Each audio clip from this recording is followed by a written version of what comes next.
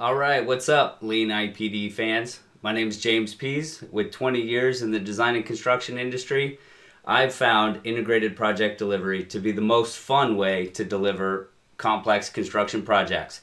Today I'm going to talk about this concept of profit at risk. What does that actually mean? So in a traditional construction contract, whether it's lump sum or guaranteed maximum price, CM at risk, or design build, the general contractor and the major trades usually have their profit held. So they may go over budget, but they're not technically putting their profit at risk. Although I would argue in most projects, if you have the risk of going over budget and you can't get relief, then your profit is always at risk.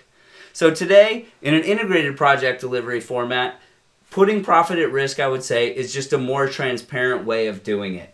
So within our IPD cost structure, we have the cost and overhead of all the design and construction partners. We have the contingency, which we'll talk about how that gets negotiated in a later video. And we have the profit. So profit in this case, each firm figures out what their profit is. And you can also audit that to confirm that it's correct.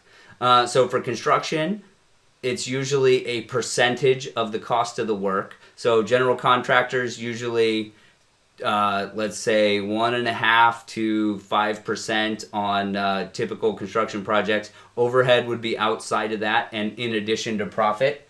Trade partners usually have something like a 4 to a 10% profit. All of this depends on the complexity of the work, the market conditions, and how much competition there is for a specific project. So in an IPD contract, the team will say, okay, I'm going to do the project, and we usually, when we set the contract value, we convert the profit of every member of the team to a lump sum. So it might be 5% of $1 million, which would be $50,000. And when we set the overall contract value, that $50,000 becomes a lump sum amount.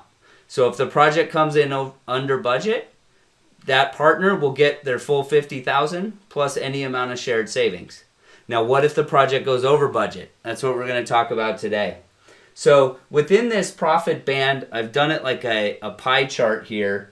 Forgive the illustration quality. So each of these slices of the pie represents the profit of an individual firm that has their profit at risk. And that combines to cover the overall profit pool or the incentive compensation layer in some contracts. This is what the team agrees to put at risk. So if the project goes over budget, they will lose all of their profit. The owner will continue to pay overhead and cost of work. In some cases, overhead will stop being paid, but cost of work is always guaranteed in an IPD contract, so no one will go bankrupt. They may lose their profit. So this profit pool sits above the contingency. When the contingency is exceeded, cost overruns actually start to get paid for by reducing the profit of the team. So you could look at it here that as the costs go up, it starts to make this pie smaller.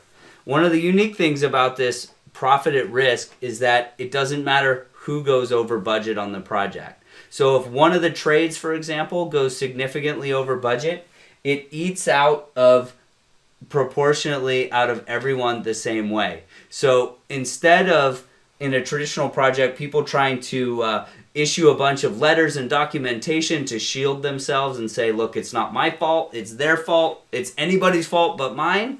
In this agreement, it doesn't matter whose fault it is. Everybody gets the impact of the cost overrun. So what I've found is that truly pulls the team members together to try to resolve problems. Where in a traditional delivery model, the first sight of a cost overrun or an error in emission or a problem in the design or a constructability issue between two trades, and everybody backs up and nobody wants to do anything until they find out whose fault it is. No one will just proceed to solve the problem, and often the owner is left frustrated wondering why they have to manage this when they've hired all of these experts to help them do it. So sorry for the tirade there.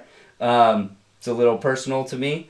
So this risk-reward pool, if there's a shared savings plan, you can think this pie just gets bigger. Doesn't matter who came up with the savings, but proportionally, everybody gets a bigger profit. If the cost starts to go over, then this pie gets proportionately smaller.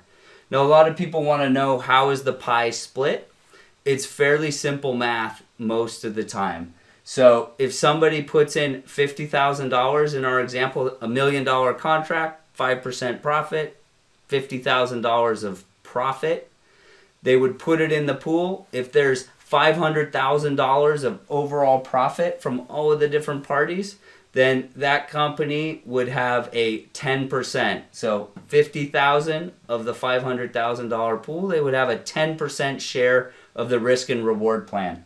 So we'll go into what risk reward plans look like in another video, but that 10% would mean if there's $1 of cost overage, that firm would pay 10 cents of that. So they'll pay 10% of the cost overages out of their profit until it's exhausted. And any shared savings that goes to the project team, that firm will typically get 10% of that shared savings. So the larger piece of the pool that you have, the more profit you have in risk relation to your peers, the more you have to gain and the more you have to lose. And that seems to make the most sense to me. So this is a high-level overview of what putting profit at risk means within an integrated project delivery framework. Thank you. Don't forget to... I can never say that. Don't forget to hit subscribe and comment if you'd like me to cover something else. Thank you for all the support.